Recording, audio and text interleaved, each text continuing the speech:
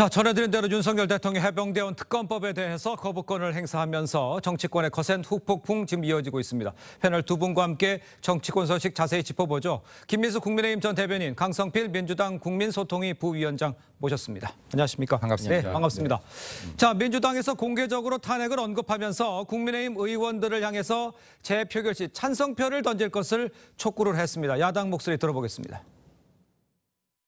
탄핵 열차가 시동을 걸고 있습니다. 윤석열 대통령에 대한 더 큰 불행을 막기 위해서라도 대통령 거부권 행사를 국회에서 제동을 걸어야 합니다. 국민을 거역하고 진상을 은폐하려는 시도는 순직 사건 외압의 실체가 대통령이라는 의심을 키울 뿐입니다. 양심 있는 국민의힘 의원들의 결단을 촉구합니다. 자, 보셨습니다만 야당 최고위에서 아주 공개적으로 대통령 탄핵을 언급하는 이 상황, 국민의힘에서는 이 상황을 어떻게 보십니까? 네, 이게 참 정치적으로 대한민국에 계속해서 후퇴하고 있구나라는 것을 반증하는 것이 아닌가 생각합니다. 네. 좀 두 가지 측면에서 봐야 될 것 같은데요. 예. 하나는 22대 국회에서도 민생을 기대하기 굉장히 힘들어졌다라고 이제 예측할 부분과 또 하나는 민주당이 계속해서 정쟁용 법안 그리고 이제 싸우자라고 드는 것에 대해서 국민의힘이 정말로 철저하게 대응해야겠다라는 두 가지 측면에서 좀 봐야 될 것 같습니다. 예. 먼저 지금 계속 민주당이 주요 인물들에서 계속 탄핵이라는 말이 언급되고 있는데요. 여기 대통령의 권한 자체는 국민들의 투표를 통해서 국민들이 정당성을 부여한 것이고요. 그리고 네. 신임한 것인데 이러한 것들을 박탈하겠다라는 겁니다. 이런 말을 이렇게 쉽게 해서는 안 되는 것이고 정쟁용으로 몰아서도 안 되는 것이다. 그리고 지금 여기 최상병 특검 같은 경우도 마찬가지지만은 이게 지금 민주당에서 이게 민생을 위한 현안도 아니거니와요. 네. 그리고 진실 규명을 위한 것도 아니다라고 판단되어집니다. 네. 왜냐하면 지금 이게 지금 이미 공수처에서 지금 수사의 속도를 충분히 내고 있는 사안이고 지금 결과조차도 나오지 않은 수사 중인 사건에 대해서 특검을 계속해서 무리하게 주장하고 있다라는 것과요. 예. 그리고 지금 이게 고발 주체도 민주당 아닙니까? 지금 지난해 여기 공수처에 고발을 하고 공수처에 고발한 민주당이 공수처를 못 믿겠으니 특검을 하자는 것인데요. 근데 이게 고발한 주체 자체가 지금 수사의 대상도 정하겠다. 네, 그리고 수사의 방법도 정하겠다. 네, 그리고 수사를 하는 특검 검사도 정하겠다라고 하는 거예요. 예. 이게 조금만 들여다보면은 진짜로 이 대한민국을 지탱하고 있는 법치주의를 훼손하고 있는 발언들이고 주장들이다라는 거 알 수 있다. 네. 그렇기 때문에 이 부분에 대해서는 국민의힘이 정말로 철저하게 해야 될 것이고 국민의힘이 철저하게 대응하는 것이 곧 민생을 위하는 길이다라고 말씀드리고 싶습니다. 알겠습니다. 네. 그러니까 진실 규명을 지금 공수처 하고 있는데 왜 지금 이렇게 하느냐 이런 얘기 같아요. 그리고 대통령이 안 하겠다는 얘기도 안 했어요. 보고하겠다는 얘기잖아요. 근데 왜 그런 상황입니까? 그러니까 특검을 해야 되는 이유는 두 가지가 있습니다. 예. 하나는 지금 이 시점에 특검을 해야 되는 이유요? 네, 예. 아니, 그러니까 특검의 원래 용도를 말씀드리는 네네. 겁니다. 첫 번째로는 수사가 미진할 때 할 수 있습니다. 그러니까. 그게 대통령의 주장인 거죠. 맞습니다. 네네. 하지만 다른 하나의 이유는 수사를 하고 있는 도중에 외압을 받고 있다면 그건 역시 특검을 해야 되는 이유인 겁니다. 예. 그러니까 이미 스모킹건 4개 정도가 벌써 나왔어요. 이게 무엇이냐? 대통령실로부터 외압을 받고 있다는 정황 증거가 지금 속속들이 지금 나오고 있기 때문에 네. 민주당으로서는 공수처가 과연 대통령까지 겨냥하면서 수사를 할 수 있을 거냐에 대해서 예. 의문이 있는 거기 때문에 저희가 공수처 대신에 특검을 하자고 주장을 하고 있는 것이고요. 네. 그다음에 이제 특검의 방법에 대해서 말씀을 하셨는데요. 역대 특검을 봤을 때요. 단 한 번도 여당이 특검을 추천한 적은 없었습니다. 때로는 정치권이 모두 배제된 적은 있었지만 합의는 하잖아요. 네, 하지만 그러니까 여당은 항상 배제되어 있었다는 것이죠. 왜냐? 여당 권력형 비리 아니겠습니까? 네. 그런 것에 되기 때문에 여당이 배제되는 것은 맞는 것이고요. 예. 그다음에 이제 특검을 해야 되는 이유는 결론은 이 총선 민심을 통해서 국민들이 많이 원하고 있습니다. 그래서 많은 여론조사라든지 그런 걸 통해서 지금 국민들이 총선에서도 보여줬던 것을 한번 제대로 정치권이 실현해 달라라는 예. 요구가 있기 때문에 저희가 그런 것이고요. 이거 특검은요. 이 탄핵과는 별개라는 걸 제가 분명히 말씀드리고 싶어요. 알겠습니다. 짧게 이거 예. 좀 짚고 넘어가야 될 것 같은데요. 특검 제도 자체가 보충성과 예외성을 가질 때 특검이 가동되게 돼 있습니다. 근데 예를 들어서요. 수사 결과가 나오지 않았는데 보충성을 확인할 길이 없다라는 말씀 하나랑 그 예외적인 부분들에 대해서 수사를 하라고 만들어 놓은 것이 지금 예. 공수처이다. 민주당이 큰 예산을 써가면서 만들었던 게 공수처라는 말씀을 좀 드리고 싶습니다. 네. 그리고 그간까지 특검이 있었을 때 여야 합의가 직간접적으로 반드시 이루어졌지 민주당이 지금 하는 것처럼 여당을 완전히 배제하고 나서 이렇게 독단적으로 밀어붙인 사례는 없다라는 말씀도 좀 드리고 싶습니다. 알겠습니다. 자, 그렇다면 이제 뭐 가장 중요한 게 28일 본회의 재표결이 앞두고 있는 상황이잖아요. 여당에서의 뭐 이탈표고 뭐 얘기하는 분들도 있어요. 어떤 식으로 지금 대비를 하고 있다고 보면 되겠습니까? 이게 이 부분에 대해서 지금 당론으로 이제 정하겠다라는 이야기도 나왔는데요. 네. 제가 볼 때는 그렇습니다. 지금 여기에 이탈표가 나올 것이라고 하는데 이탈표가 나온다고 하더라도 저는 아주 소수의 표가 나올 거라고 그럴 봅니다. 것 같으십니까? 왜냐하면 예. 국민의힘 의원들의 뭐 예를 들어서 공천이 안 된 분들이라거나 낙선한 분들을 예를 들면서 상당한 이탈표가 나올 것이라고 하는데 예. 지금 이 부분에 대해서는요. 국민의힘 보수 정당이 지금 지키고자 하는 여기 대한민국의 법치주의라는 아주 근본적인 제도에 대한 부분이 들어가 있는 겁니다. 네네. 이게 대한민국 국회의원이라고 한다 그러면 당연히 이 부분에 대해서 민주당을 비토해야지 맞는 것이고요. 그리고 예. 이 부분에 대해서 특검을 수용하지 않을 것이라고 봅니다. 예. 반대로 제가 볼 때는 민주당에서 이탈표도 나올 가능성이 상당히 높다라고 보여집니다. 그렇습니까? 왜냐하면 예. 민주당 의원들 중에서도요. 지금 이재명 당대표의 독주 체제에 의해서 겉으로 티는 내지 못하고 있지만은 이 특검이 과연 옳은 것인가? 이게 과연 민생을 위하는 것인가? 이거 너무 정쟁으로 파국으로 치닫는 것이 아닌가라는 의구심을 갖고 있는 의원들이 분명히 있을 것이다. 예. 그래서 대려 이탈표가 민주당에서도 나올 가능성 적지 않다라고 생각돼요. 알겠습니다. 일단 중요한 거는 그 결과가 나오더라도 뭐 박주민 의원이 뭐 편지까지 썼지 않습니까? 그렇지만 이번엔 막을 수 있을지라도 22대에서 또 한 번 부딪힐 가능성이 높잖아요. 이 상황을 어떻게 보시면 끝까지 가는 겁니까? 네, 맞습니다. 이제 이번 21대에서는 사실 17표라는 이탈표가 나오기는 저희도 쉽지 않다고 생각을 보고 하고 있군요. 있습니다. 예. 하지만 이제 국민의힘 소속 김웅 의원이 말했듯이 이미 본인에게 이탈을 하겠다라고 표현을 하신 분이 5명이 넘는다는 거 아니겠습니까? 네. 그래서 이번 21대 28일 날 표결에서는 뭐가 중요하냐면 예. 과연 8명을 넘을 수 있느냐 없느냐. 그게 중요한 겁니다. 왜냐하면 22대에서는 8표가 매직 넘버이기 때문인 거죠. 예. 그리고 이제 두 번째로는 우리가 최근에 민주당 의장 후보 경선에서 봤듯이 예. 두 가지. 그러니까 국회의원들의 투표가 무기명으로 이루어졌을 때는 예상치 못한 결과가 나올 수 있다는 것입니다. 그렇기 때문에 저희 그 민주당으로서는 21대에도 물론 의미 있는 좀 득표를 한번 해보고 싶고 22대에는 정말 현실적으로 재표결을 통해서라도 특검법을 통과시키겠다라는 의지가 있는 알겠습니다. 것입니다. 그러니까 관대표가 어느 정도 나오는지 찬성표가 그걸 확인해 보도록 하죠. 자, 다음 소식 짚어보겠습니다. 민주당 추미애 당선인 국회의장 경선 패배 후에 처음으로 자신의 생각을 밝혔습니다. 한번 들어보겠습니다. 제가 세상 살아보니까 성질대로 다 안 되더라고요. 네. 욱하는 마음도 있고 도저히 용서가 안 되기도 하고요. 무슨 탈당들 하지 마세요. 저도 이렇게 남아있지 않습니까? 민주당에. 그러니까 떠나지 마십시오. 절대로.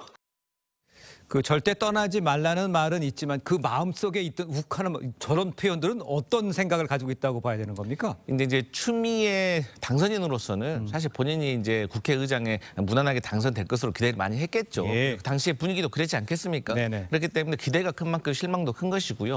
그럼에도 불구하고 이제 강성 지지자라고 표현되죠. 어쨌든 간에 추미애 당선인을 지지하시던 분들이 지금 탈당을 하고 있는데 맞아요. 사실 그분들이 탈당한다는 것은 민주당 내에서 추미애 당선인을 지지하시는 세력이 줄어든다는 걸 의미하는 거예요. 그렇기 때문에 추미애 당선인으로서는 이것을 만류를 해야 되는 당연한 의무가 있는 것이고요. 그다음 두 번째로 이분들이 탈당해서 조국 혁신당 하겠다 이런 말씀을 하시는데 이게 또 논리적으로도 맞지가 않습니다. 왜냐하면 추미애 당선인이 총선 중간에도 말씀하셨지만 문재인 정부 인사들하고 상당히 관계가 좋지가 않습니다. 그런데 조국 혁신당은 그야말로 문재인 정부의 핵심 인사 아니었겠습니까? 예. 그러니까 앞뒤가 맞지 않는 것이죠. 그리고 결국에는 나중에 대선에 가서는 모두가 한 우물에서 만날 거기 때문에 굳이 지금 뭐 이렇게 화가 난다고 해서 탈당까지 할 필요는 없는 것이다 이렇게 만류하는 것입니다. 알겠습니다.